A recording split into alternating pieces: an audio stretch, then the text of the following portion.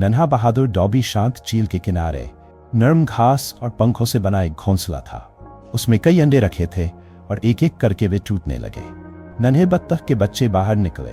सभी के नरम पीले पंख थे और वे खुशी से चहक रहे थे। लेकिन एक अंडा सबसे छोटा था और जब वह टूटा तो उसमें से एक नन्हा सा बत्तख का बच्चा निकला, डॉबी। डॉबी बाकी बच्चों से थोड़ा अलग था। वह सबसे छोटा था। उसके पंखों में और भी ज्यादा कोमलता थी और उसकी बड़ी चमकदार काली आंखों में दुनिया के लिए एक अजीब सी जिज्ञासा थी। जैसे ही बाकी बत्तख बच्चे पानी में कूदने लगे, डॉबी ने भी आगे बढ़ने की कोशिश की। लेकिन जैसे ही उसने पानी में कदम रखा, उसके भाई बहन हंस पड़े। तुम बहुत छोटे हो, तुम तैर नहीं सकते, एक ने मजाक उड़ाया। तुम हमेशा पीछे रह जाओगे, दूसरे ने कहा। डॉबी ने उदासी से झील के पानी में अपनी परछाई देखी। वह सच में छोटा था, लेकिन क्या सच में वह कभी तैर नहीं पाएगा? तूफान की परीक्षा दिन बीतते गए, लेकिन डॉबी ने हार नहीं मानी।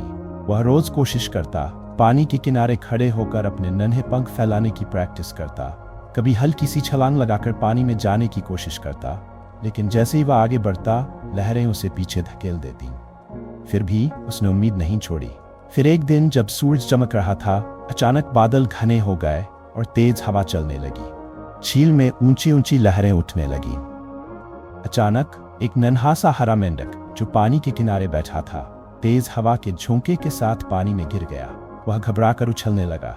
उसकी छोटी छोटी टांगें पानी में बेतहाशा फड़फड़ाने लगीं। बाकी बत्तख के बच्चे डर गए। ये बहुत खतरनाक है, कोई कुछ नहीं कर सकता।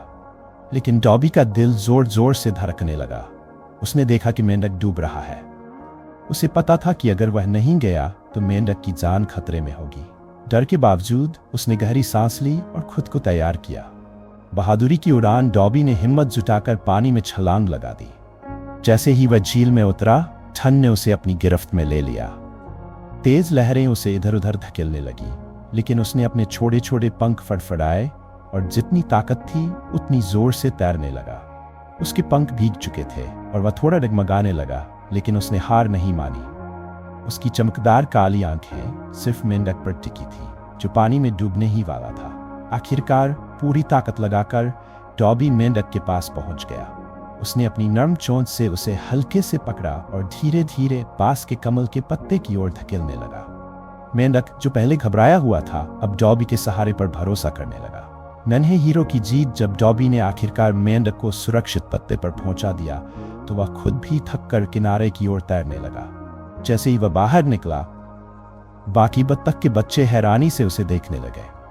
वाह डॉबी, तुम तो सबसे बहादुर हो, एक ने चकित होकर कहा। हमने सोचा था कि तुम कुछ नहीं कर सकते, लेकिन तुमने हमें गलत साबित कर दिया, दूसरे ने मान लिया। माँ बत्तख ने गर्व से सिर हिलाया और मेंढक ने पत्ते से एक खुशी भरी छलांग लगाई, जैसे कह रहा हो, धन्यवाद दोस्त। डॉबी थोड़ा सा कांप रहा था। उसके भीगे हुए नन्हे पंख सूरज की रोशनी में चमक रहे थे, लेकिन उसके चेहरे पर एक चमकदार मुस्कान थी। आज वह झील का सबसे छोटा नहीं था, आज वह झील का सबसे बहादुर बत्तख का बच्चा था।